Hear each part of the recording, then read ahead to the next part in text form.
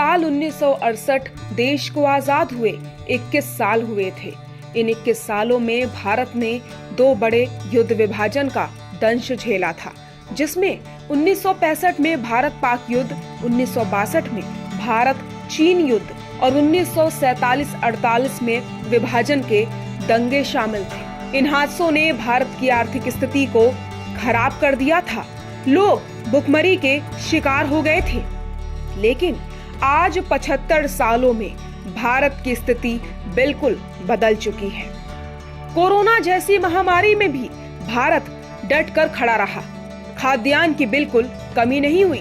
आज खाद्यान्न संकट के समय दुनिया के अधिकांश देश मदद के लिए भारत की ओर देख रहे हैं। इसकी वजह कृषि क्षेत्र में हमारी तरक्की है, वो क्रांति जिसने भारत के साथ देश के किसानों को एक नई ऊर्जा दी, तरक्की दी और दुनिया के सामने सिर उठाकर बात करने की हिम्मत दी। हरित क्रांति की शुरुआत से पहले भारत रोटी के लिए अमेरिका के गेहूं का मोहताज था, लेकिन हरित क्रांति वाले गेहूं ने भारत के लोगों को एक नई ऊर्जा दी है।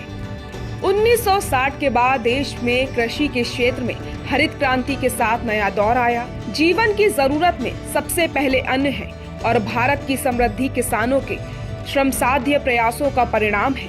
भारत एक संसाधन संपन्न देश है जिसका मुख्य उद्देश्य कृषि है। भारत की पहचान कृषि में निहित है। कृषि ही देश की अर्थव्यवस्था की मूल जड़ है। कृषि की बुनियाद पर देश ने सबसे पहले समाज से गरीबी मिटाने की ठानी और हम ऐसा करने में काफी हद तक सफल रहे हैं। किसानों के पास अब कृषि की बदौलत जीवित रहने का एक कारण है। हरित क्रांति जो सूर्य के प्रकाश की पहली किरण की तरह देश में प्रवेश कर गई। हरित क्रांति से देश में कुल खाद्यान्नों के उत्पादों में तो अत्यंत वृद्धि हुई, परंतु इसका सर्वाधिक नकारात्मक प्रभाव देश की मिट्टी पर ही पड़ा। रासायनिक खेती के कारण मिट्टी कम उपजाऊ होने लगी।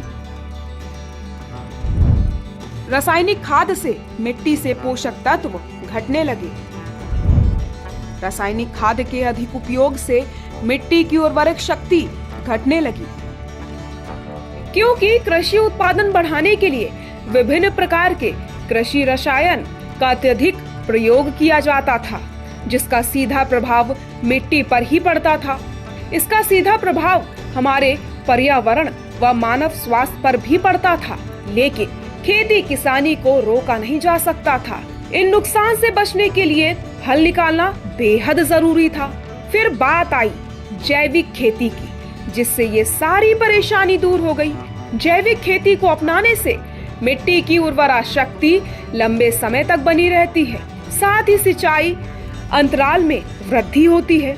इस पद्धति की खेती में लागत भी कम आती है, वहीं पर्यावरण पर भी अच्छा प्रभाव पड़ता है। भूजल को बढ़ावा मिलता है और स्वास्थ्यवर्धक और रसायन से मुक्त अनाज प्राप्त होता है।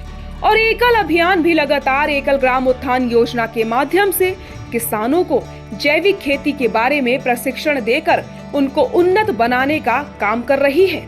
एकल ग्राम उत्थान के माध्यम से प्रशिक्षण लेने के बाद किसान आज पूरी तरीके से जैविक खेती कर रहे हैं। इसके बाद बहुत से बदलाव देखने को मिले। जैविक खेती से फसलों की उत्पादकता में वृद्धि हुई।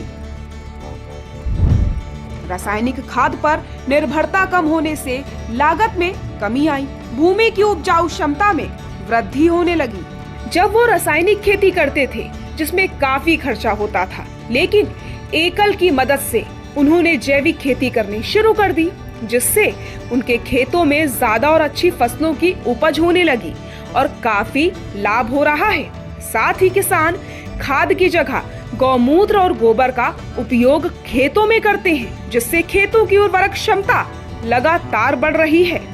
एकल ग्राम उत्थान के सहयोग से आज कई किसानों ने अपनी जिंदगी बदली है और वो खुशी से अपना जीवन यापन कर रहे हैं।